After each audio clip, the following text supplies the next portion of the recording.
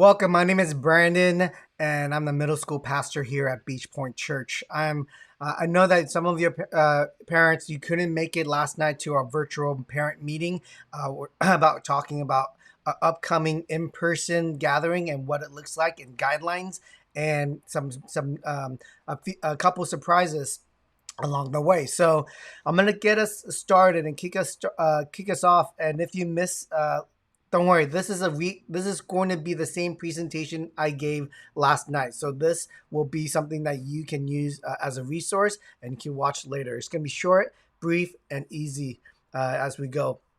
All right. So here we go and start. This is last night's presentation. Here we go.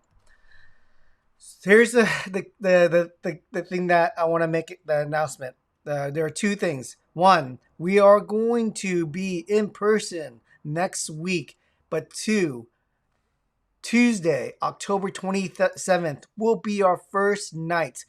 That means Wednesday night for the crowd has moved to another night because we cannot fill our campus up with ministry with other ministries. So what we made a decision where the crowd will move to Tuesday nights, and the high school, the Rock, will stay on Wednesday nights. So we will start in person and, which I love, online gathering Tuesday, October 27th, and it's going to be every Tuesday night.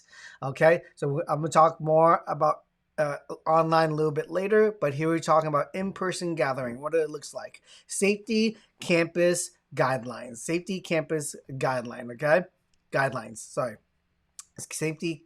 So all staff, volunteers, and youth must wear face coverings and maintain 6 feet physical distance from all present, whether gatherings are indoors or outdoors. Those who live in the same household can be considered a family unit and can be within 6 feet of one another, but must wear a face covering at all time. Our max capacity for Tuesday night for the crowd is 100, with no reservation needed unless the capacity exceeds 100. So we are going to have no reservation system in place until in force until after 100 capacity. So right now we have a system that we can track and trace in our life groups, and when our kids are coming on campus on Tuesday nights, they will be set up to 2 seats apart from all attendees, and the attendees are seated by life groups so that it just eliminates all the traveling that happens around us. The life group will stay in a large group together, and then when they break out into the life groups, they'll go together into their specific spot. Important key thing to know: digital waiver must be completed prior to arrival on campus.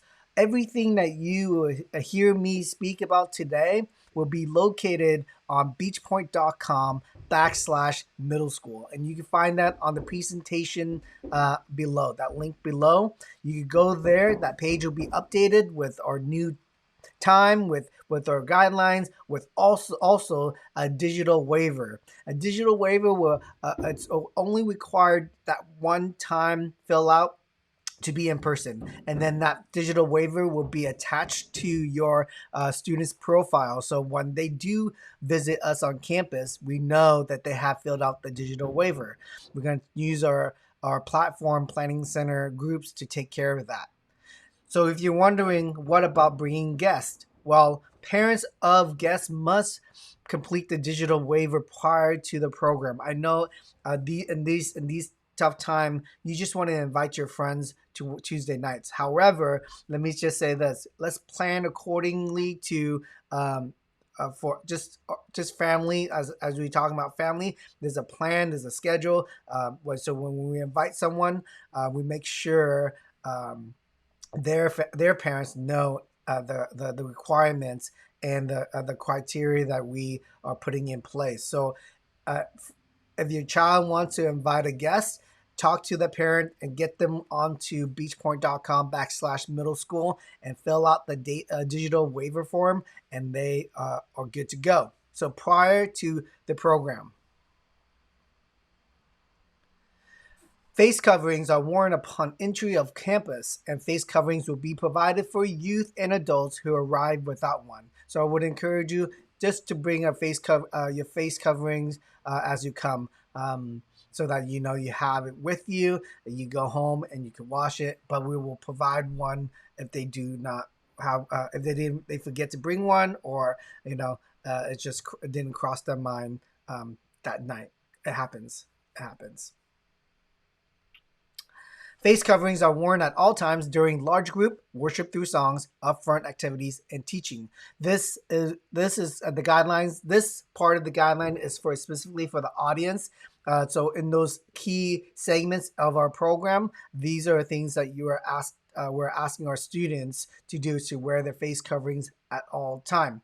The only time that the staff and myself will be not without a face covering will be on stage on the platform as I'm teaching and preaching, and then our worship leaders and the band would not have their mask on.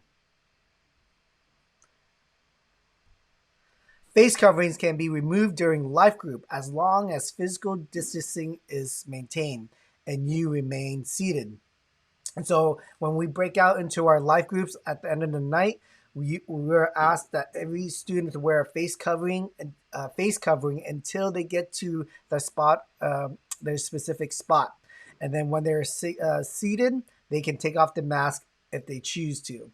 However, if they get up, they put the mask on. This is going to be a rhythm and something that I will be enforcing throughout the night, and our leaders know the guidelines for that. So, one, the key thing is that we want kids to experience, a conversation without a mask, and the expression that we have with a smile or like a sad face, or to read people's kind of facial expression, as well as they're going to be sitting there and and stuff like is they're going to be sitting there, and we know that they're with the social distancing, how we're going to set up the chairs. We feel comfortable for them to take off the face coverings.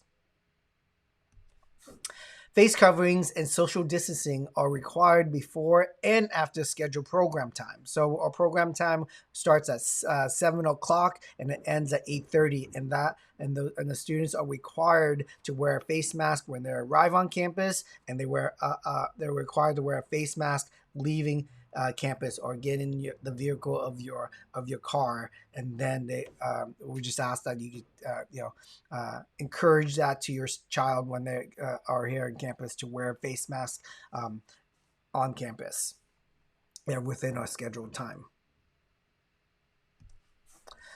All life groups will be held outdoors. This will be something that we'll be again putting in as a guideline, as we are very mindful and concerned of those around us, and an opportunity for us to be in person again.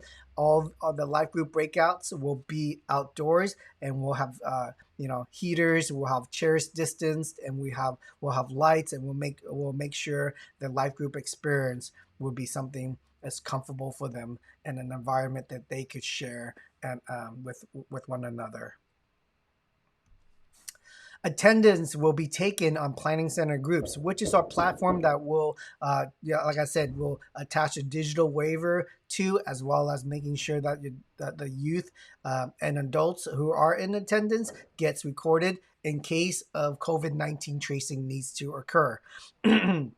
So we ask that the digital waiver must be filled out prior, so that we know that our students again can just be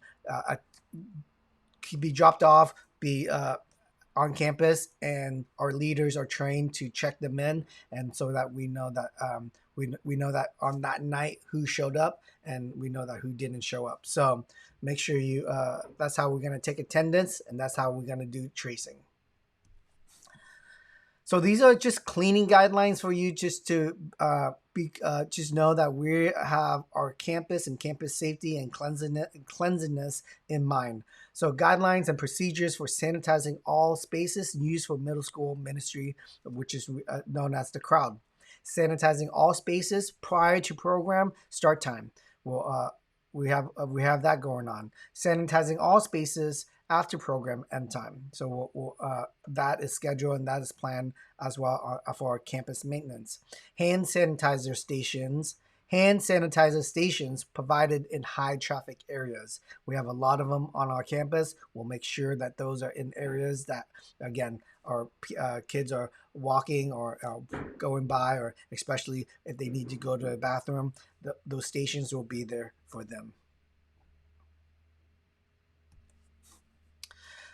So in-person and virtual life groups. Here we go. In person will break out by grade and gender. So this is something that we have been doing for years now. That we break out by gender and grade. So they know that their life group that they're going into is they have the same. They're in the same grade. Might not be in the same school, but as long as it's the same life stage for them. However, we are continuing virtual Zoom breakouts where we don't have enough volunteers to cover every single grade and gender. We're asking our leaders, some of our leaders, to be Zoom leaders, virtual leaders, and we have a boy leaders, a boys leader, and a girls leader on Zoom, so that if your child needs to miss a Tuesday night, then they could just hop on to our YouTube, watch it, and then hop on to our Zoom, which the code would be provided for you in the email as well as on the website. And I know that it's an opportunity for them to really get you know involved in a life like a small group setting. So questions are being facilitated, discussions happening, and they wouldn't miss that part of the night where they're responding to the message, and they are responding to what God may have been speaking to them, and hearing from God in that moment. So for them to talk and speak up. So in person will break out by gender and grade, and then Zoom will break out by gender, just grade, a boys group and a girls group. So please understand that if it becomes unsafe for us to meet in person, we are prepared to go back to virtual programming exclusively. This it's not the reason why we're moving forward with online. I love online. I you know. Uh, I really want us to continue the YouTube and online, because I know that students are watching at their own time, and if they miss on like a Tuesday night, they could watch it later and be caught up with the things that I have been teaching and our leaders have been having, some activities and stuff like that. So we want to know that if it becomes unsafe on campus or in-person gatherings, then we will just shift our evening to just online virtual programming until further notice. But at this time, we are so grateful and thankful that we are able to meet in person this coming Tuesday. So I just want to take the time to say thank you so much for understanding and your support throughout the months that we've been quarantined as well as not meeting. I want to thank you for just the gracious parents you are to just the ministry, but especially I know in this difficult time, you are trying to navigate as we're trying to navigate how to best disciple our students. So thank you for your support. Again, all these information will be on beachpoint.com/middle school, and you can read all about it. But I would encourage you, all these communication that's happening is a two-way communication. So I will communicate to you, but I would ask that you communicate to us as well, if anything, especially pertaining to your family, if anything that we could pray for, come alongside you and and discuss about also, like, if your child is not feeling well, let us know, and we will do our best every week to communicate to you what's happening.